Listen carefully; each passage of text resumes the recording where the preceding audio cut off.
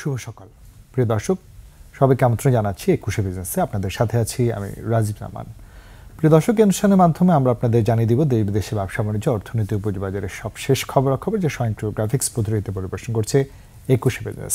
আর দর্শক, শুরুতে যথারীতি পুঁজিবাজার আজকে দিন শুরুর খবরাখবরগুলো জানাতে চলে যাচ্ছি সহকর্মী রহমান রুয়ানুর কাছে।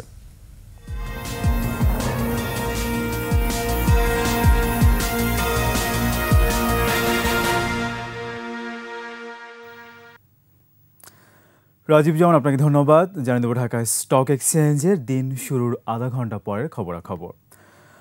রাজীব, আপনি জানেন যে 2 দফায় বিভিন্ন কারসাজির কারণে আমরা জানি প্রায় 350 কোটি টাকার মতো জরিমানা করা হয়েছে। আমরা জানি প্রথম দফায় আবুল খায়ের হিরু এবং তার পরিবার সহ 14 প্রতিষ্ঠানকে 134 কোটি টাকার মতো জরিমানা। তারপরে দ্বিতীয় ধাপে আমরা গত পরশুদিন দেখলাম 16 প্রতিষ্ঠানকে প্রায় 143 কোটি টাকা জরিমানা করা হয়েছে।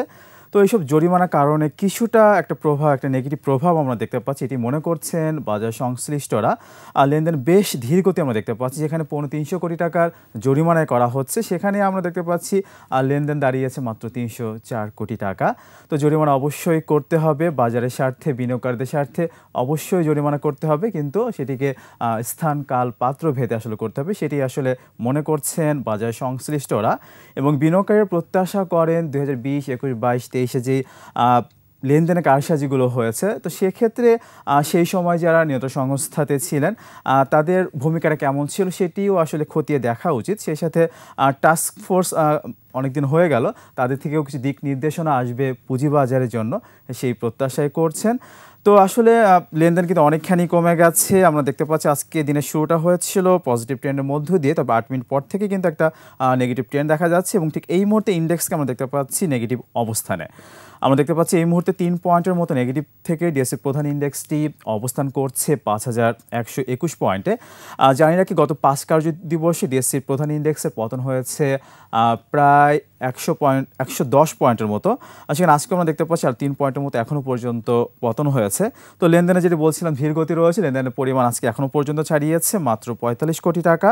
লেনদেন হওয়ার প্রতিষ্ঠানগুলোর মধ্যে দর বৃদ্ধি পেয়েছে 106টি, সেখানে দর হারিয়েছে 133টির এবং অপরিবর্তিত অবস্থায় আছে 79টি প্রতিষ্ঠানের শেয়ারের দর। জানিয়ে রাখছি আজকে এখনও পর্যন্ত খাতের সবচেয়ে বেশি লেনদেন হচ্ছে আমরা দেখতে পাচ্ছি ঔষধ খাতকে।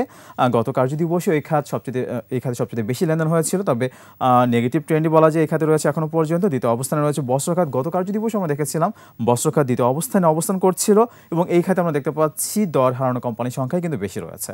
তৃতীয় অবস্থানে অবস্থান করছে ব্যাংকিং খাত। এই খাতেও আমরা দেখতে পাচ্ছি কিছু মিক্সড ট্রেন্ডই বলা যায়। আমরা দেখতে পাচ্ছি এই খাতে দর হারিয়েছে 8টি, সেখানে বৃদ্ধি পেয়েছে 6টির এবং অপরিবর্তিত আছে আমরা দেখতে পাচ্ছি 16টি প্রতিষ্ঠানের। এর পরবর্তী অবস্থানগুলোতে রয়েছে জ্বালানি ও শক্তি খাত, খাদ্য খাত এবং প্রকৌশল খাত, এবং প্রায় সবগুলো খাতে কিন্তু আমরা দেখতে পাচ্ছি দর হারানো কোম্পানির সংখ্যাই বেশি রয়েছে। রাজীব। রহমান, আপনাকে অনেক ধন্যবাদ। দর্শক, আমরা শুনছিলাম ঢাকা স্টক এক্সচেঞ্জের আজকে দিন শুরুর খবরাখবরগুলো। এবারে জানাবো এশিয়ার প্রধান পুঁজিবাজারের সূচকের দিন শুরুর অবস্থান। সূচকের ঊর্ধ্বমুখী প্রবণতা রয়েছে এশিয়ার বেশিরভাগ পুঁজিবাজারের লেনদেনে। জাপানের শেয়ার বাজার নিক্কি সূচক 509 পয়েন্ট বেড়ে দাঁড়িয়েছে 39,881 পয়েন্টে। বেড়েছে হংকংয়ের শেয়ার বাজার হ্যাংসেং এর সূচকও 112 পয়েন্ট বেড়ে দাঁড়িয়েছে 20,267 পয়েন্টে। এছাড়াও বেড়েছে সিঙ্গাপুর এসটিআই সূচক, এটি 4 পয়েন্ট বেড়ে দাঁড়িয়েছে 3,797 পয়েন্টে। এছাড়াও চীনের শেয়ার বাজার সাংহাই কম্পোজিট ইন্ডেক্সের অবস্থান রয়েছে 3,433 পয়েন্টে, যা আগের দিনের চাইতে 1 পয়েন্ট বেশি। বোম্বে সেন্সেক্স 30 ইন্ডেক্সে দেখা যাচ্ছে ঊর্ধ্বমুখী প্রবণতা, এটি 16 পয়েন্ট বেড়ে দাঁড়িয়েছে 81,526 পয়েন্টে। এছাড়াও বেড়েছে থাইল্যান্ডের থাই স্টক এক্সচেঞ্জের সূচক, এটি 6 পয়েন্ট বেড়ে দাঁড়িয়েছে 1,449 পয়েন্টে। দর্শক, এবারে দেশ বিদেশের ব্যবসা বাণিজ্য আর অর্থনীতির আরও কিছু সংবাদ।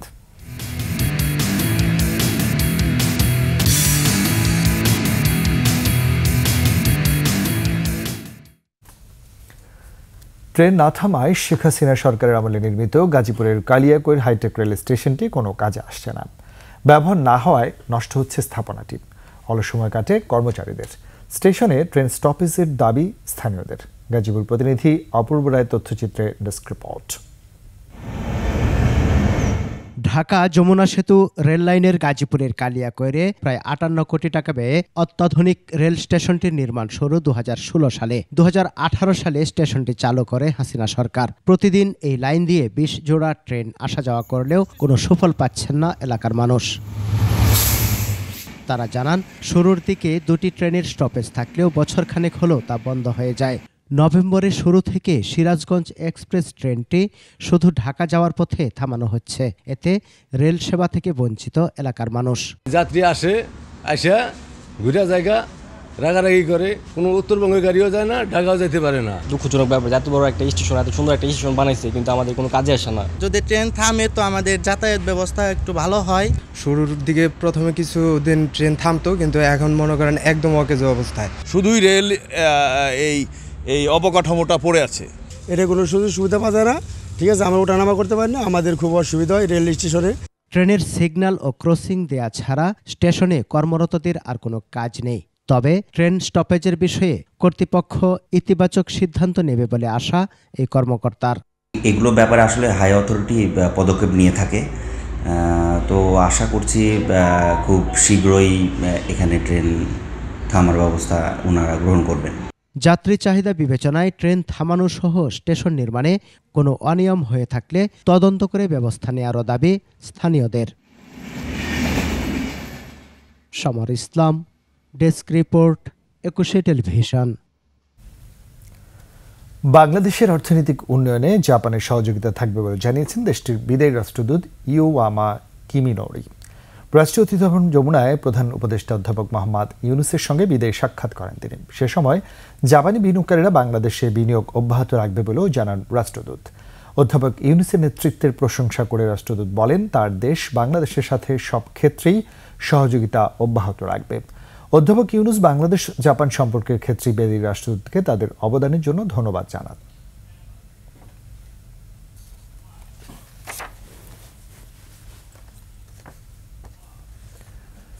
ফুলের রাজধানী খ্যাত যশোরের গদখালি বাজার জমজমাট হয়ে উঠছে ফুল বেচাকেনায়। ক্রেতা বিক্রেতার সরগরম প্রতিদিনের সকাল। তবে এবার অতিবৃষ্টি ফুল চাষের ক্ষতি করেছে, তাই সরবরাহ কিছুটা কম। যশোর প্রতিনিধি শিকদার খালিদের তথ্য ছবিতে দেখুন ডেস্ক রিপোর্ট।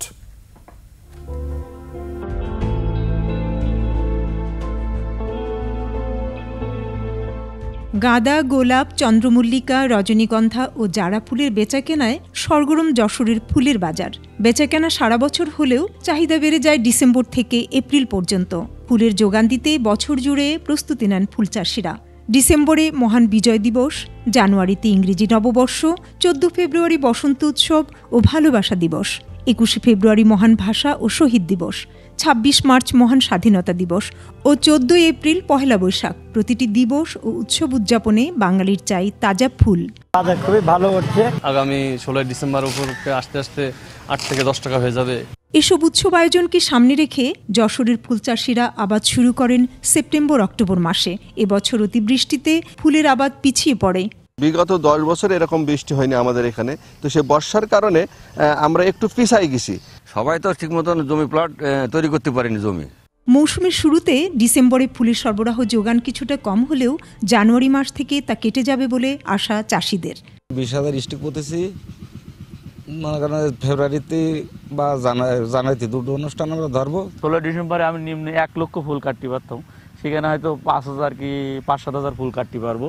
কৃষি বিভাগও মনে করছে এই অবস্থাটা কেটে যাবে। দেশের মোট চাহিদার 60 থেকে 65% ফুল এখান থেকে কিন্তু মেকআপ হয়। মাঠে যে এখন শীতকালীন যে ফুলগুলো, গোলাপ থেকে শুরু করে সব ফুলগুলো ফুটে যাবে এবং কৃষকরা সেগুলো তাদের বাজারজাত করবে বলে আমরা আশা করছি। যশোরে এবছর 631 হেক্টর জমিতে ফুলের আবাদ হয়েছে।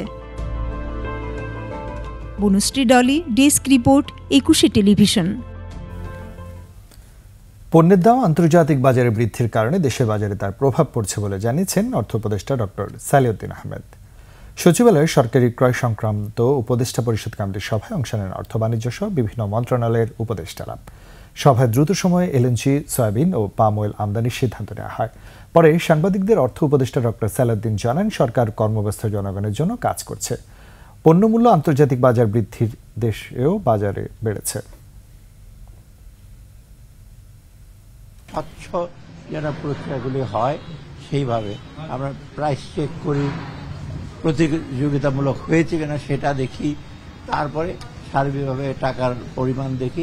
আর সবচেয়ে যে হলো যে উদ্দেশ্যে যেটা আমরা অনুমোদন করি সেটা যেন তাড়াতাড়ি ইমপ্লিমেন্ট করে, যেমন সার যেন দ্রুত আসে, মসুরটা পাঠ্য বই যেন দ্রুত, আমরা বলছি জানুয়ারির মধ্যে শুরু করি, চেষ্টা করবে জানুয়ারির মধ্যে হয়তো সবগুলো একসাথে আসতে পারবে না। দর্শক, এবারে নিচ্ছে একটা বিরতি, দুপুর 1:30 আবার ফিরে আসবে 21শে বিজনেসে। দেখার আমন্ত্রণ রইল, 21-এর সাথেই থাকুন।